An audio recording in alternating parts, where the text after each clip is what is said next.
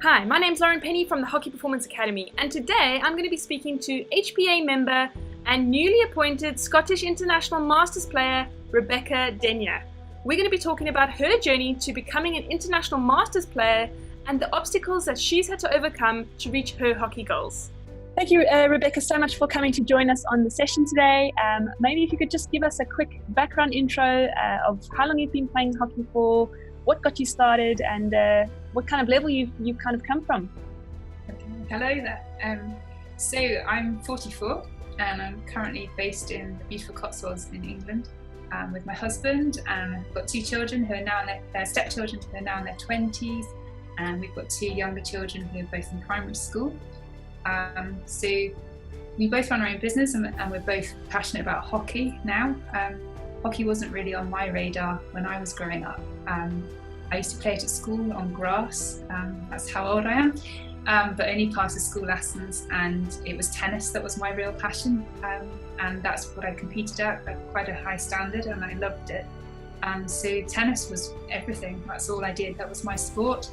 But with one thing and another, I didn't really kind of get as far as I could have done with it.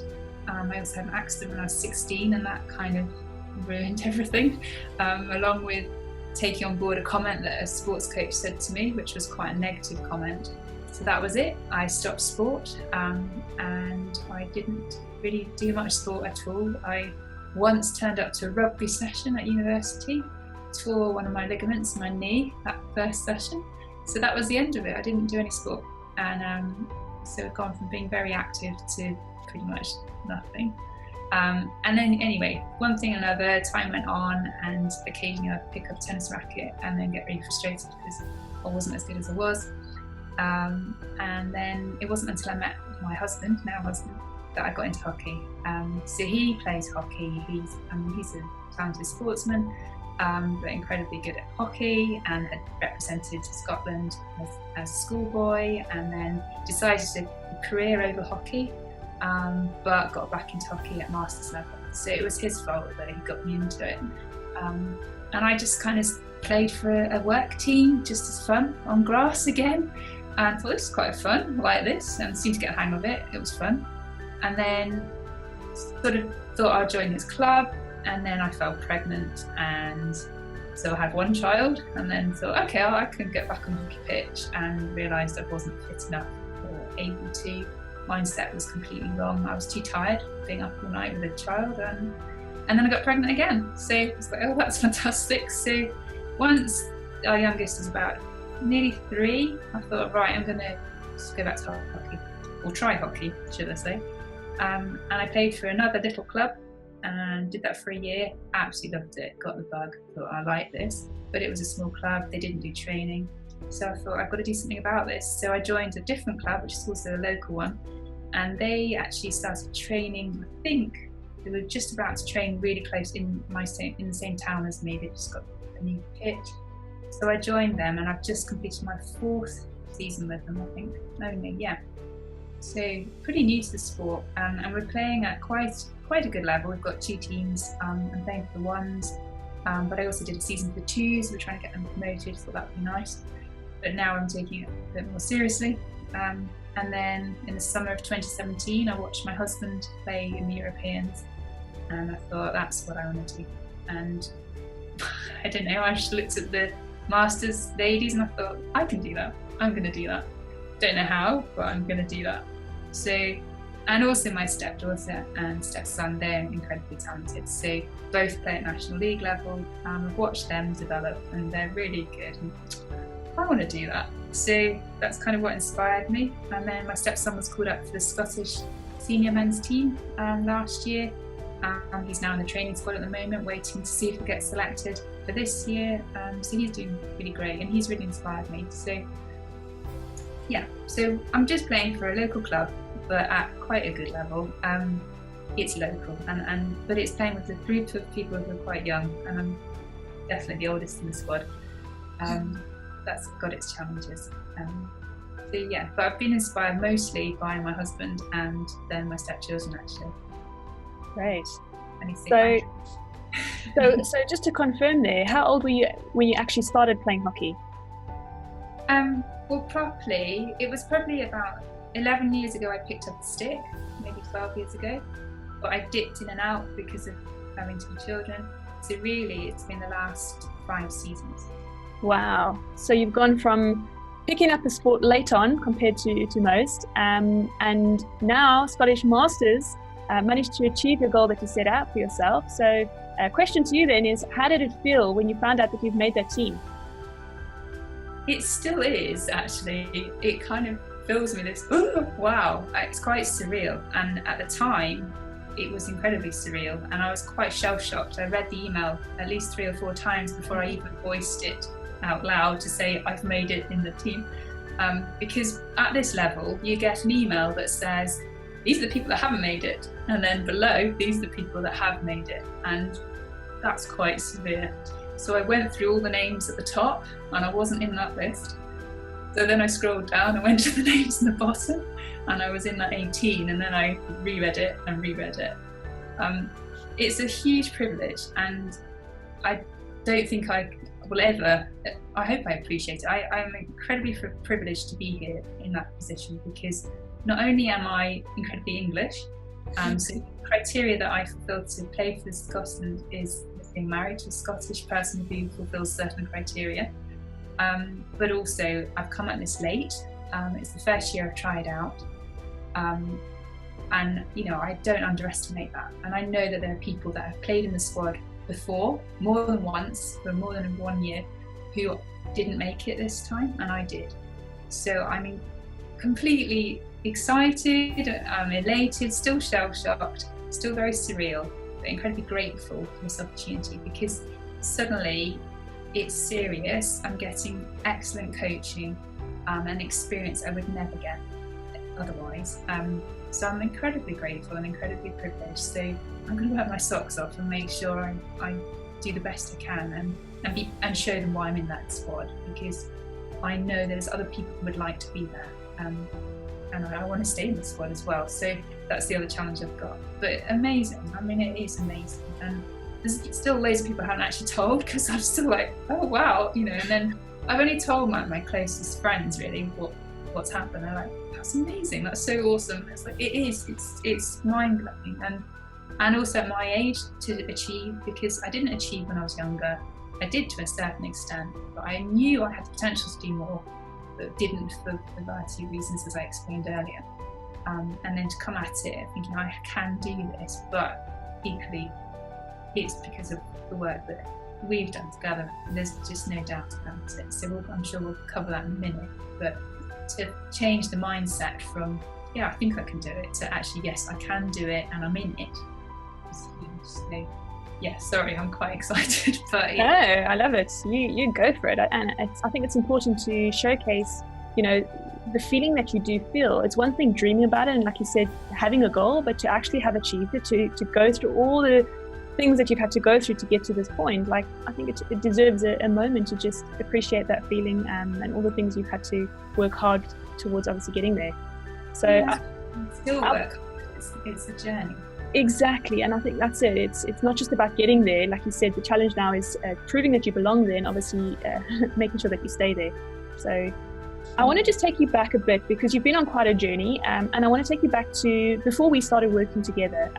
You know, you've kind of touched on it, but I'd like to go a little bit deeper, because maybe some people will resonate with some of the things that you were going through. You know, maybe even things like you said, the coach saying certain things that really affected you. Can you talk a bit more about how you felt kind of before we got in touch, before, you know, we started working together? What was going through your mind, and what was kind of holding you back then?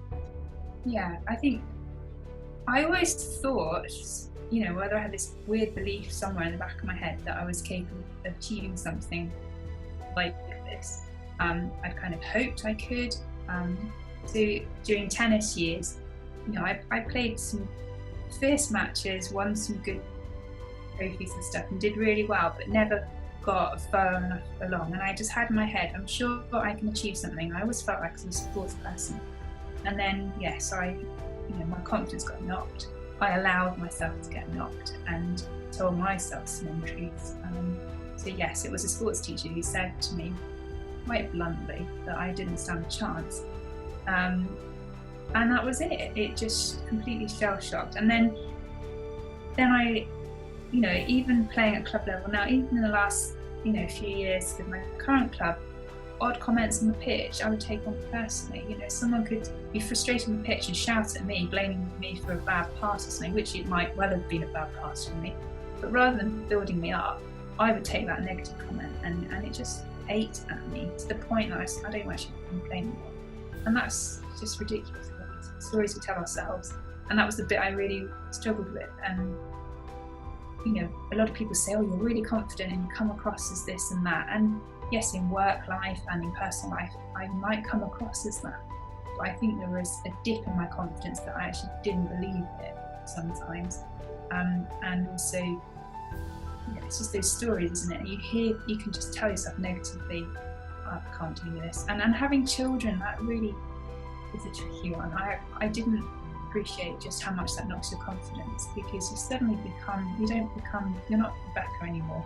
You're Max's mother, or you're India's mother, or that's who you are suddenly, and you're defined by being a parent and a mother, and your career changes because you've got to be more flexible, and suddenly you just lose your confidence. And I think I found that in the sports field too. It's just kids is tough, and coming back was tough. So I tried my husband's club and I wasn't ready. I was still feeding a child. I was still, I was tired.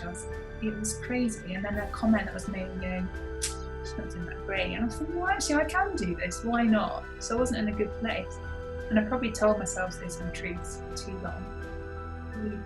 But I just knew that I could do something more, but I didn't know where to go or how to do that. In club hockey, you don't get taught that stuff, especially at my age, because it's assumed that you know it. And I guess the assumption is, well, you must have played for years, surely. And I guess probably my teammates don't appreciate how short the time I've been playing for. So that's quite interesting. Maybe club hockey doesn't set you up for that. If you're a student going through school, then national age group programs, you get that mindset taught, and fitness and nutrition and things like that. But at my age, surely you must know it. So I had no mechanism to do that. So before I started working with you, I thought I could do something. I had this belief somewhere in the back, but it wasn't strong enough, or I didn't have the tools to do anything about it. And you know what? You're saying you kind of have that feeling of being behind others. And it's not just you as a Masters. I think certainly with players even younger and players that go through the system, there's still a gap in terms of the skills that we need in order to perform, and to not, you hear so many stories of older players also struggling with anxiety and, mental issues that become a problem because they aren't taught how to deal with the pressures and all the extra responsibilities that you get, obviously, in order to reach your goals, and not taking on other people's, sometimes people project their own issues onto you, or people take things out on you. We don't get taught how to actually deal with that. So I just wanted to kind of highlight what you just said there to make people understand this is stuff that you have to actually learn to take ownership for, because no one else is going to come and save you. No one is going to come and teach you these things. And if you can, and that's why I love doing these sessions, to kind of share people's stories, to see that these are things that you've had to overcome in order to reach the goals that you want. Mm-hmm. Absolutely.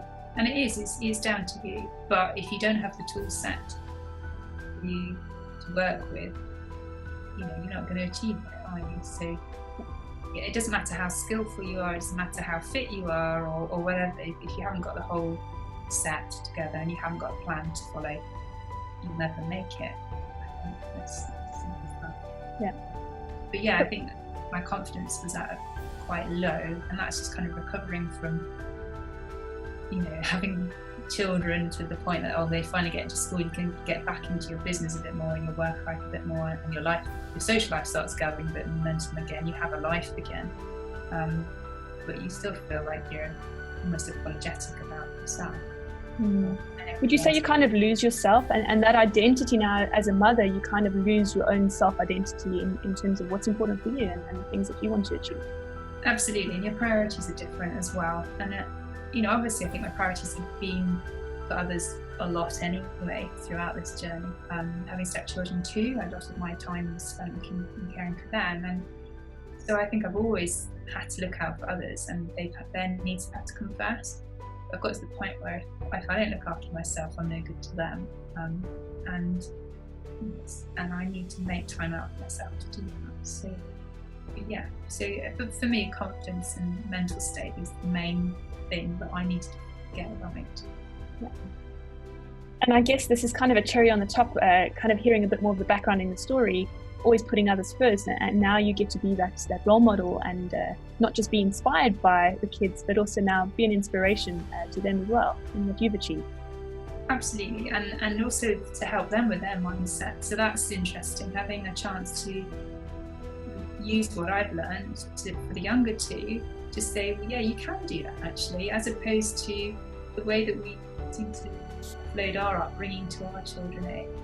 It's a different way. So my son thinks he can do a certain job when he's older, and I said, well, why not? Of course you can, if that's what you want to do. And it's quite a bizarre thing for him to want to do. I have no idea if he could do it, but actually put his mind to it, why not? And I want him to have that mindset, and my daughter to have the mindset. So all in all, it's all a positive experience, because it's not just helped me, it's helping a lot more people. So yeah, absolutely. So hearing kind of where you came from, your starting point, was there a point that you realized, I'm not willing to accept this anymore, and I actually just want to test myself? What was the turning point? Did something happen, or was there a key moment for you? Well, hitting the magic age of, in your 40s is one thing. So you could argue we're having a midlife crisis. I think, yes, a negative comment on the pitch, really I wrestled with. It really hit me that perhaps I'm not good enough. And I kind of had this thing inside, I want to prove I am. I wanted to prove to myself, not to anyone else. It doesn't matter what anyone else has said, even though it did affect me. I wanted to prove to myself I had something that I could give, and I just wanted to achieve something for me. It's been a long time, years ago I'd come home with these trophies quite regularly, and as a teenager it's, oh, I've won another championship, and oh, I've won this, and I haven't had any trophies for a long time, and sometimes you need to just think, actually, yes, I can do this, and I just wanted to achieve something for me, and just to make me stronger and fitter. I want to be healthy. I've got children that I'm responsible for. I want to make sure I'm healthy and fit for them, so I plan to be around a while, so it all helps with that as well, doesn't it? So we started working together a few months ago, and obviously there's been challenges along the path. So I guess, from the moment that you decided that this is what you wanted to go for, what have been some of the biggest challenges for you that you've had to overcome? Time management. I always thought I was quite good at time management, but suddenly having to put a program in place, which is such a large part of life and needs time, to fit in around my schedule of already trying to fit in a business around the children, and my time is busy from the moment I wake up, the moment I open my eyes, the moment I go to sleep. There's something happening, and it's just, how do I fit all that in? And I've had to learn to say no, which is a challenge. I've had to turn my back on various things for the moment and said no. I volunteer in a lot of things, and I've had to say I can't do this at the moment, but maybe in September, maybe not. I've had to literally say no to things, and I have to be so organised, but life throws stuff at you and it changes. Something quite major could come up. So then I have to be able to change my diary around but I have diarised everything to the point that it's quite ridiculous. But I have to switch my phone off, get a focus, do my work and the hours I've got for work, do my training at the right time, make sure I'm eating properly, and that can be quite a challenge, when the school holidays come along or we're away, or you've just got to plan it to the nth degree. But it's more natural now, which is good. But yeah, I have kind of promised myself that I'm going to eat my body weight in chocolate after the Olympics. That's my incentive to get through. But yeah, it's just really organised. It's a challenge, and I've really changed my working life as well. I've had to really say no to various things and look at my business and go, if that's not helping the business, and I haven't got time because I've got to be training that night or whatever, then I'll say no to that phone call, or I'll say no to that event.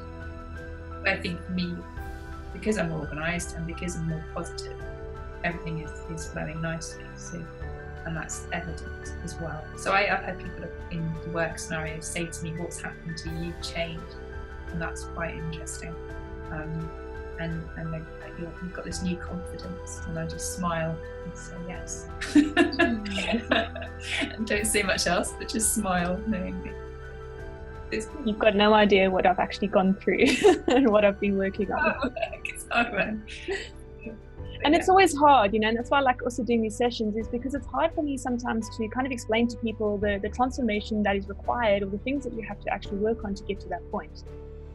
So obviously time management is a massive thing for a lot of people, and I think you're just a testament to show that, you know, you've got a business, which obviously is a lot more responsibility than simply just a paycheck or going to school and doing homework. You've got kids that you've got a husband you've got to keep happy, you know, there's I suppose the wife duties, which obviously comes into that too, and then also having the ability to push yourself in your spare time to make sure that you're effective in the time that you do have for yourself, to give yourself the best chance.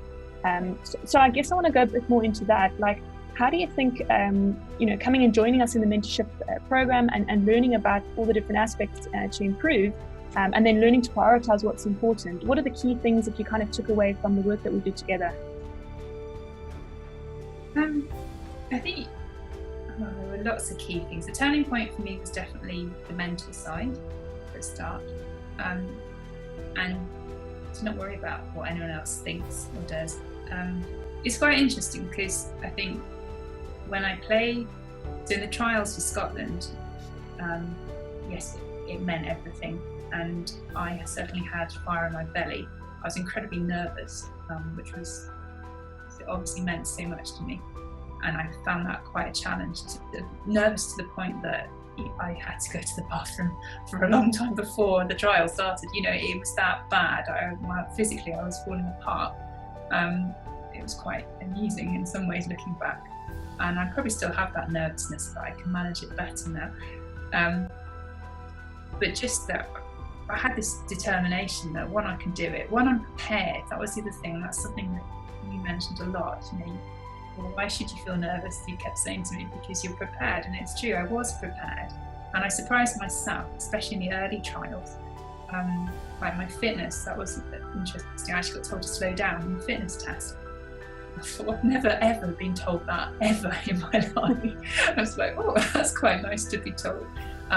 By the end of the trials, people were catching up, they were getting fitter, but yeah, that was quite, wow, actually that paid off.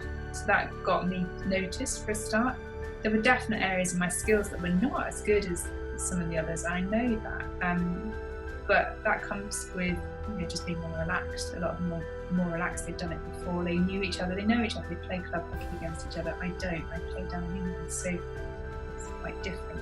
But just, yeah, I've got more fire in my belly, that's for sure. And I think people did notice, like a few of my club matches, kind of as I was preparing for the trials, they're like, oh, you played really well, and almost surprised as well, which I thought, well, why wouldn't I play well? But then I kind of didn't really care about all the issues. I just relaxed into it and got on with it. But the master side, you know, it meant so much to just push myself, and I've never really pushed myself. That was the other thing. So, you know, I kind of get to a certain point and I think, oh, I can't be bothered anymore. Whereas for that, it was like, I have to be bothered. This is important. I want to play at this level.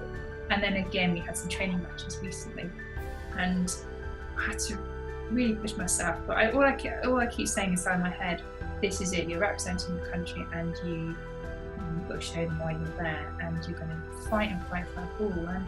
And not, you know, if you lose it, you go back and get it. You know, ideally don't lose it, and I will fight to get it. So I don't know, I just had this attitude. When we were working together, you came up with the phrase about being a terrier, which is what's in the back of my head all the time. So I've got to be a terrier on the pitch. And that's evident in Masters. I don't think at club level I'm probably showing that all the time. It's a very different way to play. It's at a different standard and different ways of playing, for sure. International hockey is very much about passing the ball around the back, finding a space and then pushing, and also we just play a different formation, and it's just quite different. So all the things I wanted to do at club hockey and saying, oh, come on, we ought to be passing the ball on the back, and we ought to be doing this, it's just a given at Masters level, isn't it? So it's just nice playing all the games that you watch on YouTube, and when you go to matches, you see all this, and we're actually playing that now, and we're playing that formation, and we're getting advice from a coach who's coaching the best. And it's like, wow, that's really cool. And yeah, so yeah, I'm not sure how that's answered the question. Yeah, completely. No, you've gone into a lot of detail there, which is awesome. So, I think the big thing is we all want to get that experience and that opportunity to not just represent your country and the pride that goes with that, but just playing a higher level of hockey. And when you play with players on the same level or at a higher level, you look better as well. You actually play better because you've got players around you who are able to feed the balls, they're able to read your lead, they're able to read the game like you are. And I think that's it makes you actually a better player when you're playing around better players too. So just to get that opportunity to show yourself how good you actually can become when you've got those players around you. You make them look good and they make you look good. Yeah, exactly. And the whole team aspect as well. That's the bit I found amazing, that you are a team. And our coach sat us down on the first night that we all got together recently, and he said, you have to look out for each other. Everything, if someone's hurt themselves or if they're ill, you stay up with them all night. You don't leave them. You stay up with them all night. So, and you work with them. If someone's upset, whatever, you are with them throughout the whole thing. And that's been amazing. That we really gelled as a team, and I think that's the advantage we've got this year. It'll be quite interesting to see how we do compared to perhaps prior competitions. Because we've got that buzz about us, and we're all committed, and we are rocking up and want to be there. We're all training, we're all making sure we're on target. So, and that's exciting. Whereas I think at club level it can be, and that's fine. Just turn up on a Saturday, can't make training because they've got other commitments, which is fair enough. Having children and families changes things. But it's just nice to think, no, we're all working hard here, and we don't want to let anyone down. So that's why we're pushing ourselves as much as possible. And that's the thing that drives me. I'm not prepared to let any of my teammates down. Never felt this in any team I've been in before. And probably with tennis, it's a bit of a single sport. I mean, I did play doubles, but it was mostly singles that I played. Doubles frustrated me because, if they make a mistake, that was a bit of a pain. Whereas it feels more, nobody criticises anyone. If someone made a mistake, it's like we'll fight to get that ball back and we'll work it together. And I've never felt that before, so that's really, really special. And I've seen that with what my stepchildren do, because the ones at university and how university team and squad, they do everything together, and it's an amazing experience for them. I guess it's quite tricky when you finish that process, but I could see how that team works and the relationships they've got with each other, how strong that must be. And the difference with us, once we've gone away, played a first match, the next day, this was intense. So the second day we met at 8 o'clock, went for a run, I can't remember what time it was, went for a run, then did some stretches, then had breakfast, then got to the pitch, had a team meeting, and then warmed up, and then did our fixture. We played so well in that second fixture because we had done all that stuff together. So we started the day right. What is it like being the only English person in a group of Scottish women? Well, Scots are lovely, so they're incredibly welcoming. I'm amazed actually. I kind of did wonder, would they dislike me? But they kind of asked, well, how come you're wanting to play for Scotland? And it's because they are such a friendly bunch, and they really stood out. I mean, all the Celts stood out. Sorry, English, but they do stand out as being incredibly friendly. And I mean, on the pitch, it's hard. It's hardcore, and all that friendliness is just, we're all game face on and off we go. But just a really nice bunch of people. They've been really welcoming, and that's been good. But it is tough because I'm not playing in their leagues, and it's a long haul for me to get up there. So I could train it, I could get on a flight, sometimes I have, but often I have to drive. So it's a long drive, like 6, 7, 8 hours drive. So it takes a lot of effort to go off the weekend, and especially back-to-back weekends. But they've been amazing, very hospitable, come and stay with us. It's quite interesting because the home nations is in London, and obviously they don't know the geography of England at all, and it's just quite interesting. I'm quite an Essex. It's like, well, no, don't go to that airport, you want to go to this one because it's easier to get there, and I can pick you up. And it's kind of nice that we've got all this stuff in London happening, because it's easy for me. So I'm very grateful. So you spoke about the home nations there, and that's it's obviously the main thing you're working towards now, coming up in June. So how are you feeling going into that? Really excited, slightly nervous. I know it's a biggie. So we've done 2 training matches. We're trying to get some other matches ahead of June. It's unlikely we will get more than 1 training match, which is interesting. It hit me last time, just playing the training matches, how important this is. So I know it's likely to hit me a bit. The first match we're playing Wales, and we'll stand there, sing the national anthem. It's all professionally done. So I know I've got to control my nerves. I'm incredibly excited as well, because it is the first, it'll be my first proper cap, which is great, because you can't count the training matches, sadly. So that will be exciting. So I just need to keep my nerve and keep relaxed, but really excited. And then the Europeans is going to be even tougher, because just of how many matches you've got. You're abroad, I think home nations might be easier for me than some of the other people in the squad, because it is in the UK and it's a shorter travel time for me, for once, which is really nice, because every time I go out for a session, I'm shattered before I start, so I have to try and push myself to the hill, and I come back and I'm exhausted. One question I like to always ask everybody I speak to is, what do you think makes a great hockey player? It's such a funny question. My daughter actually asked me that this morning in the car. That's quite funny. Well, it's not just about being the most skillful, and it definitely isn't that. And that's, oh my gosh, I'm proof enough. It's everything. So from mindset to being part of the team. I mean, if you can't just be an individual that turns up, rocks on up, plays their game. It's got to be the team's game, and it's not about you. It's about how you contribute to helping the people around you. But it's all the pillars that your program touches on. So you could be really skillful, but if you're not fit, then you're no use to anyone. If you're really fit, but actually you haven't got the right mindset, then again, that doesn't really help. So it's just getting the balance across all 4. So, and just about belief that you can do it, and not to worry about failure, because how do you improve unless you make a mistake, or things are not going to go your way. You're not going to pass accurately 100% of the time, however good you are. And if you think that, you're quite naive. There's circumstances that might mean things don't quite go the way they should.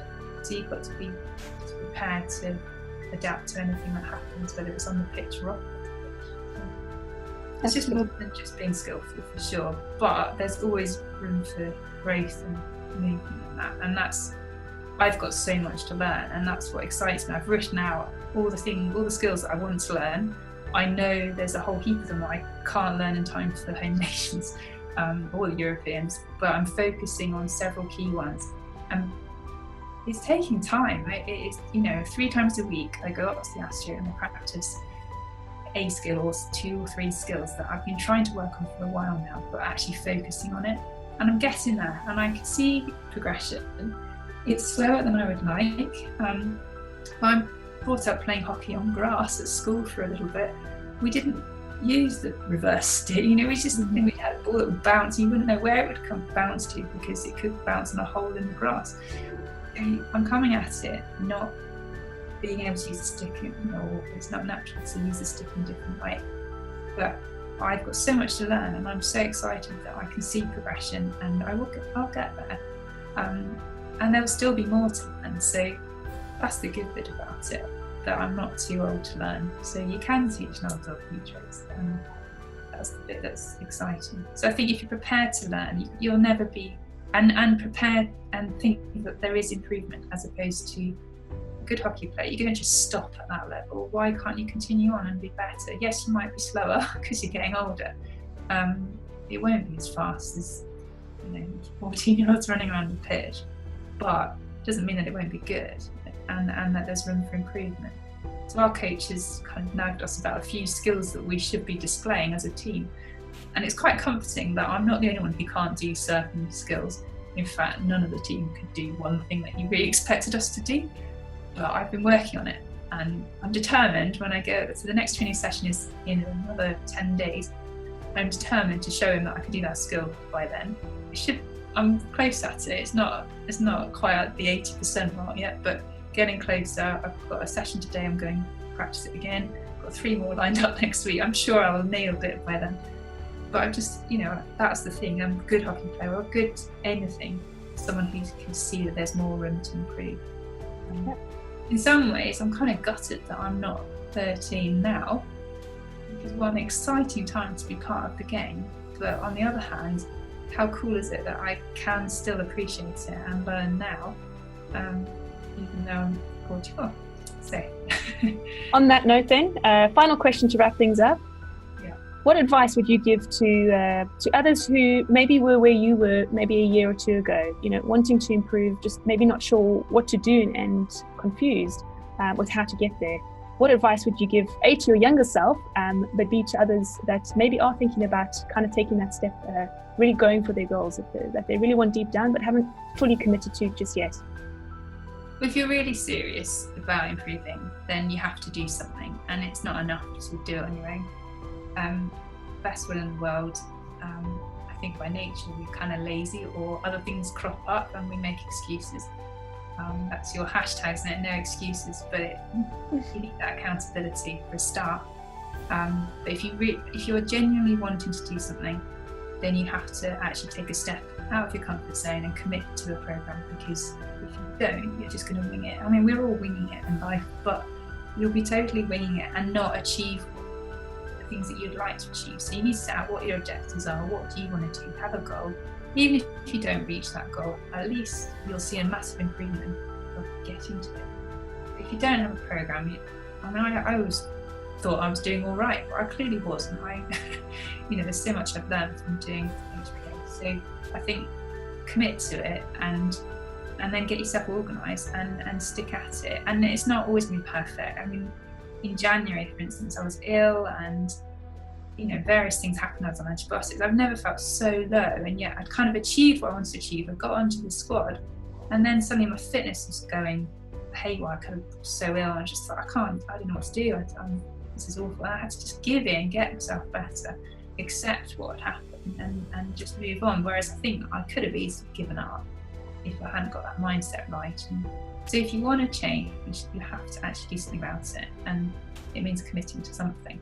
You have to commit to a program of some description, because you're not accountable otherwise, and you won't see any benefits. So start like simple things as well. So you've always gone about the few percentages. Can you be 1% better? It's true. If you don't have anything, you do a fitness test and you've got something to work back at. So classic, I did a suicide run last Sunday, and at least I can look back and go, oh, okay. It might not have been as fast as October, but I'm not surprised, because January I was out, I was totally struggling, but it's still better than it would have been in September or whatever the month was.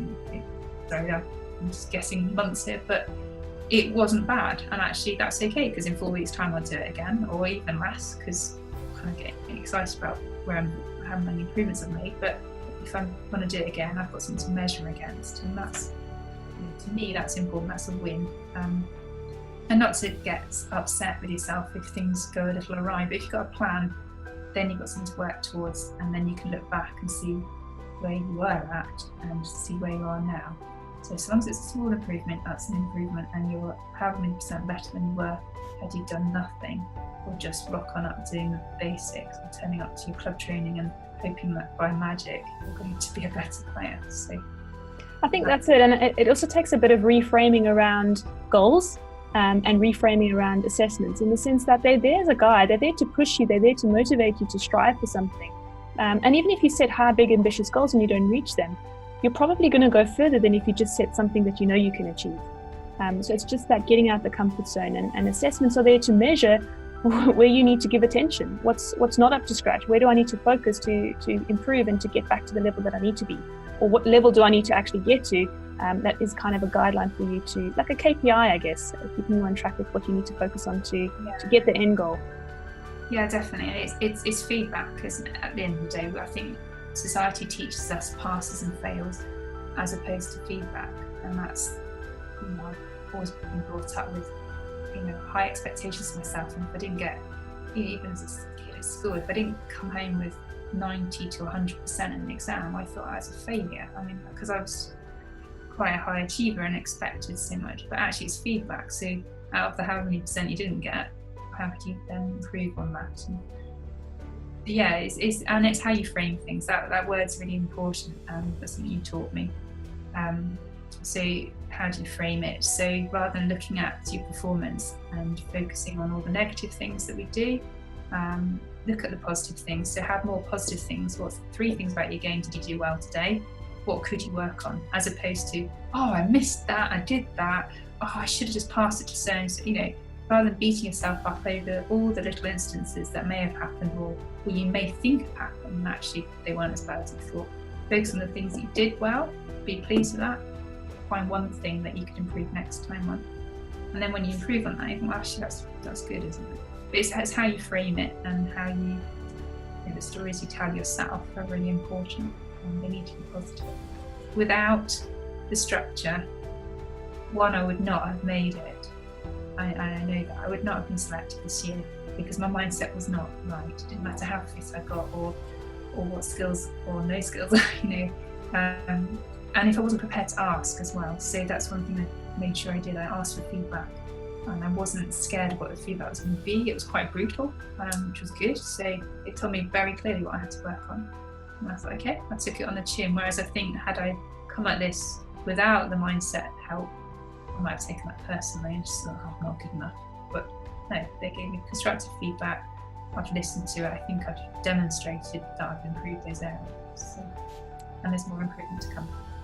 Fantastic. Thank you so much, Rebecca, for your time. I really appreciate it, especially in your busy schedule. And I'm sure others watching will also be very, very grateful for the lessons that you've shared with us today. So thank you once again, and all the best for your campaigns coming up. Well, thank you for everything, because I genuinely am incredibly grateful for what you've given me, a process that I would never have had otherwise, and just it's changed everything, not just in hockey. So I'm incredibly grateful. Thank you. Absolute pleasure. I look forward to following your progress coming up over the next couple of tournaments. Thank you. Take care. If you enjoyed watching this success story and you'd like some help taking your hockey to the next level, simply click on the link below to apply for mentorship.